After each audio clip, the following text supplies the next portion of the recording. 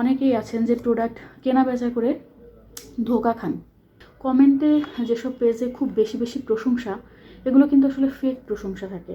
সহজে কাউকে আসলে বিশ্বাস করা যায় না। তো সেই জায়গা থেকে আপনাকে বিশ্বাস অর্জন করতে হলে অবশ্যই কিছু বিষয় মাথায় রাখতে হবে।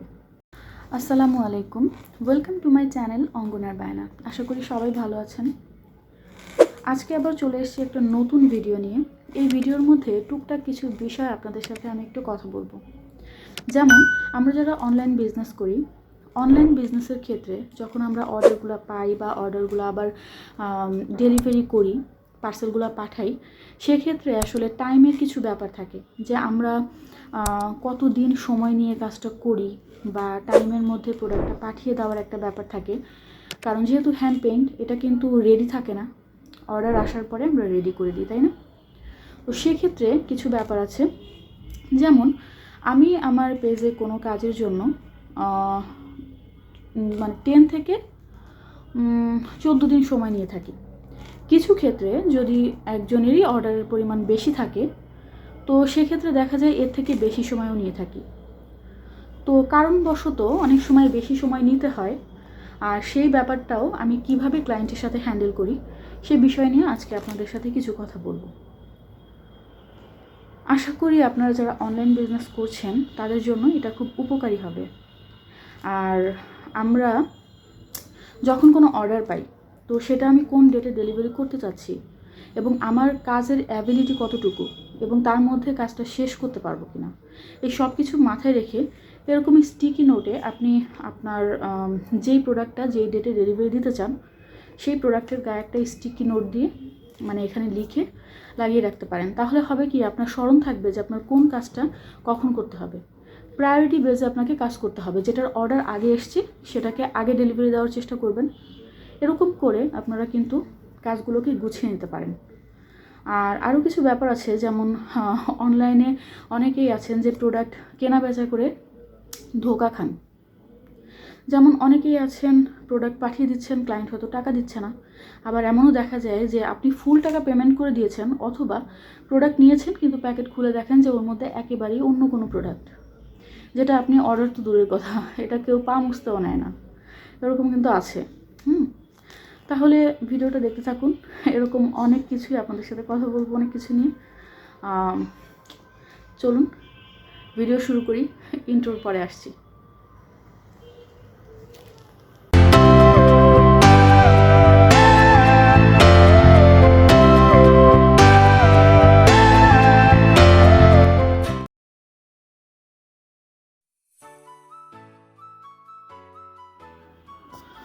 আমি এখানে কিছু প্রোডাক্ট নিয়ে বসেছি, যেখানে হচ্ছে গিয়ে কাপল সেট আছে, তারপরে হচ্ছে শাড়ি আছে, তারপরে আবার এখানে কামিজের কাপড় আছে। মানে আমার যে অর্ডারগুলো খুব রিসেন্টলি আমার অর্ডারগুলো এসেছে এবং এগুলো আমাকে বেশ কিছু দিনের মধ্যে, মানে অল্প কিছু দিনের মধ্যে আমার পাঠাতে হবে। তো আমি সেগুলো নিয়ে বসেছি এবং এগুলো হচ্ছে আমি স্টিকি নোটের মানে ঠিক জাস্ট ডেটটা আমি এখানে দেখুন চিকন একটা স্টিকি নোট নিয়েছি। এই চিকন স্টিকি নোটে আমি শুধুমাত্র ডেট দিয়ে রাখি যে কোন ডেটে হচ্ছে কোন প্রোডাক্টটা যাবে। তো আমি ডাটাগুলো দুই জায়গায় আমি এন্ট্রি করি। একটা হচ্ছে আমার অঙ্গনার বায়নার একটা ডায়েরি আছে, আমি সেই ডায়েরির মধ্যে লিখে ফেলি। আবার হচ্ছে আমি আমার পিসিতে মানে আমার কম্পিউটারে আমি হচ্ছে ডাটাগুলো এন্ট্রি করে রাখি। এখন বলতে পারেন যে আপু দুই জায়গায় কেন তুমি এন্ট্রি করো? আমি দুই জায়গায় এন্ট্রি করি, তার একটা কারণ আছে। সেটা হচ্ছে যে যখন আমি অর্ডারটা পাই তখন সরাসরি আগে আমি নোট করে ফেলি হচ্ছে আমার মানে যে ডায়েরিটা আছে ওখানে। তো দেখা যাচ্ছে যে আমি কখনো হয়তো অফিসে থাকছি বা কখনো আমি বাসায় থাকছি। তো যখন আমি অফিসে থাকি তখনও কিন্তু আমি সময় পেলে আমার দেখা যায় যে আমি হয়তো ডায়েরিতে নোট করে রাখছি, আবার বাসায় আসলে আমি আবার এই সবগুলো চেক করি যে আজকে কয়টা অর্ডার আসলো বা কে কী বললো, আমি মেসেজগুলো দেখি। তো এখন পিসিতে যখন আমি ডাটাগুলো রাখি ওটা হচ্ছে ফাইনাল করে রেখে দিই। আর যখন আমি রাফ করি, মানে প্রথমে অর্ডারটা আসার পরে রাফ করে ওখানে কিছু ডিটেলস লিখতে হয়। আমি কেন দুই জায়গায় লিখছি তার একটা অন্যতম কারণ হচ্ছে অনেক কিছু ডিটেলস থাকে। যেমন আমি যখন ডাটাটা আমার পিসিতে এন্ট্রি করতেছি তখন হচ্ছে গিয়ে আমি লিখতেছি যে নাম, তারপরে ফোন নাম্বার, অ্যাড্রেস, আর হচ্ছে মানে কি প্রোডাক্ট ওখানে অর্ডার ছিল। যেমন ধরেন যে কাপল সেট ছিল নাকি হচ্ছে গিয়ে আপনার মানে শুধু শাড়ি ছিল বা কামিজ ছিল, এই জিনিসগুলো খুব সংক্ষেপে করে আমি এটাকে এন্ট্রি করে রাখি। আর যখন আমি ডায়েরিতে লিখি, তো আমি ডায়েরিতে ওখানে একটু ডিটেলস লিখি। অনেকে আছে বলে যে আপু কাস্টমাইজটা একটু এভাবে করতে হবে, সেভাবে করতে হবে, এক্সট্রা একটু কাপড় বেশি দিতে হবে। কেউ আবার বলে যে আপু আমাকে ডিজাইনটা বুকের পাঞ্জাবির ডান পাশে মানে বাম পাশে দিয়েন।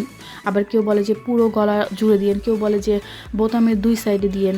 আবার কেউ আছে যে শাড়ি ডিজাইন করার ক্ষেত্রে যদি কোনো ইনস্ট্রাকশন দেন, তারপরে কামিজের ক্ষেত্রে কোথায় কোথায় কাজটা চাচ্ছেন, এই ধরনের কোনো ইনস্ট্রাকশন দেন। এই ডিটেলসগুলো আমি খসড়াভাবে লিখে রাখি হচ্ছে আমার ডায়েরিতে। যখন আমি ওখানে ডাটাগুলো দেখি যে আমার কোন ডেটে কোন মানে ক্লায়েন্টটা যার নাম আমার লেখা থাকে, আমি সেটা দেখে আমি আবার ডায়েরিতে যে ডিটেলসটা দেখার চেষ্টা করি যে উনি কাস্টমাইজটা যে বলেছেন ওখানে ডিটেলস কী কী ছিল, ওই ব্রিফটা দেখে আমি তারপরে কাজ করতে বসি। এতে করে আমার অনেকটা সুবিধা হয়ে যায়, দেখা যায় যে ভুল হওয়ার সম্ভাবনাটা কম থাকে। না হলে অনেকের সাথে কথা হয়, কে কী বলতেছে না বলতেছে, এত কিছু তো আসলে সব সময় তার মেসেজ বক্সে যেয়ে তারপরে ওইটা দেখে কাজ করা, এটা একটা খুবই প্রবলেমের ব্যাপার। তো আমি চেষ্টা করি যে এইভাবে আমার কাজগুলোকে একটু গুছিয়ে করার জন্য। তো আমি এখন লিখে ফেলছি সব স্টিকি নোটে, আর সেগুলো হচ্ছে আমি আবার কাগজের সাথে আটকে দিচ্ছি। এভাবে করে স্টিকি নোটের মাধ্যমে আপনারা ড্রেসের গায়ে যদি একটা করে স্টিকার লাগিয়ে রাখেন, তাহলে দেখা যাবে যে ওই ডেটটা আপনার মাথায় থাকবে যে কবে ডেলিভারিটা পাঠাতে হবে। ডেলিভারি পাঠানোর ডেটটা উল্টোপাল্টা হয়ে গেলে আসলে ক্লায়েন্টের কাছে এটা অনেক খারাপ একটা ব্যাপার। এর জন্য চেষ্টা করা উচিত অন্তত ঠিকঠাক সময়ে ডেলিভারি দেওয়ার। অনেক সময় দেখা যায় হ্যান্ড পেইন্টের পোশাকের ক্ষেত্রে ডেলিভারিতে সময় একটু বেশি লাগে। তো সেক্ষেত্রে হচ্ছে ক্লায়েন্টের সাথে কথা বলে নেওয়ার চেষ্টা করি যে সময় লাগছে, কেন লাগছে, এই জিনিসগুলো তাদেরকে একটু নক করে রাখি। তাহলে হয় কি, ট্রাস্টের জায়গাটা তৈরি হয় আসলে। কারণ একজন মানুষ অ্যাডভান্স দিয়ে রেখেছেন বিশ্বাস করে। অনলাইনের যুগে তো আসলে মানে এরকম অনেক ঘটনা ঘটে যে যেখানে আপনি প্রোডাক্ট চেয়েছেন একটা, পেয়েছেন অন্য একটা প্রোডাক্ট। এরকম কিন্তু আমার কলিগের সাথেও হয়েছে। আমার একই অফিসে আমরা জব করি। তো উনি আসলে একটা বোরখা কেনার জন্য একটা পেজে নক করেছিলেন। আমি বারবার করে বললাম যে আপু আপনি একটু রিভিউগুলো দেখে নিন। সে দেখেছে রিভিউ, মানে রিভিউ বলতে কি দেখেছে, সে হচ্ছে কমেন্ট দেখেছে। অনেক সময় দেখা যায় যে পেজগুলোতে মানে নিজেদের লোক দিয়ে কিন্তু কমেন্ট করায়, হ্যাঁ, যে হ্যাঁ পোশাকটা অনেক ভালো ছিল বা ভাল লাগছে। একটা জিনিস খেয়াল করবেন যে কমেন্টে যেসব পেজে খুব বেশি বেশি প্রশংসা, এগুলো কিন্তু আসলে ফেক প্রশংসা থাকে। কারণ কমেন্টে অনেক ক্লায়েন্টই কিন্তু মানে সরাসরি প্রশংসা করে না, খুব কমই করে আর কি। করে না বললে ভুল হবে, অনেকে আছে করে কিন্তু কম করে। যেমন আমার মনে হয় যে অনেকেই আছেন যে ইনবক্সে কিন্তু বলে দেয় যে কেমন লাগলো। যেমন আমি দেখেছি আমার অনেক ক্লায়েন্ট আছে যে কমেন্টে বলছে না, কিন্তু ইনবক্সে কিন্তু ঠিকই বলে দিচ্ছে। তো আমি যেটা করি, ইনবক্সের স্ক্রিনশটটা রাখি এবং তারপরে ওটা আমি আমার পেজে রেখে দিই। কি হয় যে যখন কোনো ক্লায়েন্ট বলে যে আপু কীরকম হবে, তো আমি চেষ্টা করি যে স্ক্রিনশটগুলো যে আমি রাখি ওগুলো তাদেরকে দেখানোর জন্য। এবং অবশ্যই এক্ষেত্রে ক্লায়েন্টের যেই মানে প্রোফাইলের নামটা থাকে এবং ছবি থাকে, এগুলোকে হাইড করে দেওয়াই ভালো। কেন আমি এটা বলছি, অনেকেই আছে যে ওই প্রোফাইলে ঢুকে তাকে ডিস্টার্ব করা শুরু করে, হ্যাঁ। তো এজন্য এখন কিছু জিনিস করতে হয়, কিছু জিনিস আবার করা যায় না। এই জিনিসগুলোকে একটু মাথায় রাখতে হবে, কারণ এতে করে যেন আপনার ক্লায়েন্টও মানে অস্বস্তি বোধ না করেন। আবার দেখা যাচ্ছে আপনার বিজনেসের ক্ষেত্রেও যেন মানুষের একটা ট্রাস্ট আসে যে না আসলে প্রোডাক্টগুলো ভালো। তো এভাবেই চেষ্টা করছি।